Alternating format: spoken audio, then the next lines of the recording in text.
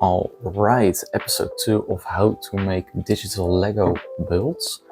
Today we'll talk about how to make the PDF instructions. So we have our little spaceship from last episode over here. And we'll just go ahead and make the instructions. So on the top bar you will see the instructions panel next to the rendering. And we'll just go ahead and open it. So you can see there are some options. For now we will choose the auto generate. This creates automatically every step for the build, although this can be annoying if you have a larger build and not every piece is in the step you want them to be. So I preferably choose to make them myself. So you can select different pieces and you can select them for the step after or the step before. So if you pick a piece and select it for the step after, it will move to the step behind the step you're at right now. And if you pick the step before, it will obviously go to the step before that. If a piece is in a step before, you can see the outline of that piece within the step you're in. So you can see the plate right here. So if we use this feature, we can just go from top to bottom. So I like to pick the pieces which are on top and just move them to the steps after. So you can see, all right, just a few pieces, move them. And the way I like to do it, because you can also start from the bottom, but if you start from the top, you will work your way down to the start of it. So you will always see most of the pieces. You can start from the bottom. It may be nice if you have like really tall builds, but for most of my builds I always start from the top and work my way down. So as you can see, we'll have most of the pieces in between different steps.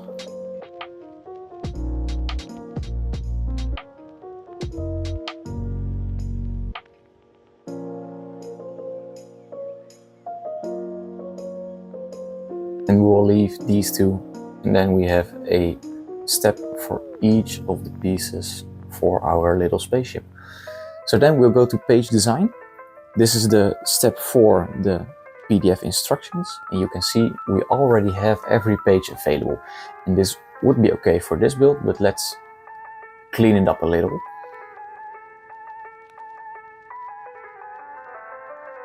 So the way we will clean it up is my preferred method of cleaning it up.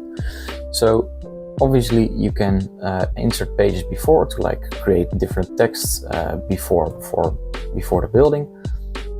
You can lock it to just say, hey, this page needs nothing but nothing anymore. You can insert different types of assets, so the flip sign, bill of materials, and all that kind of stuff. And you can select how many steps you want on one page. And I really like this feature because it allows you to create smaller PDF files. So like if I create 3 steps on this page, you can see it works. But I think it's a bit too busy, so we'll just change it to 2. And you can see we have 2 steps on one page. And of course, the less pages you have, the less, the smaller the size of the file will be in the end. Again, that's only really necessary when working with really large builds. So let's just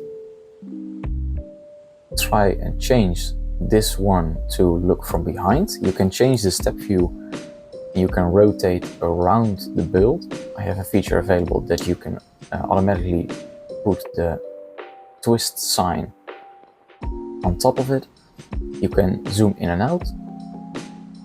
You have a few different view types, so a few different angles, and this allows you to like see from other sides. If you have a large building and need to see behind the wall, that will work too. This is the buffer exchange.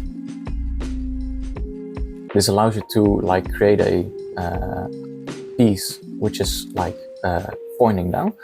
So you need to click on the button, on the arrow. You can see I can change the color of the arrow. Clicking is the only thing that works, or just entering a value. You cannot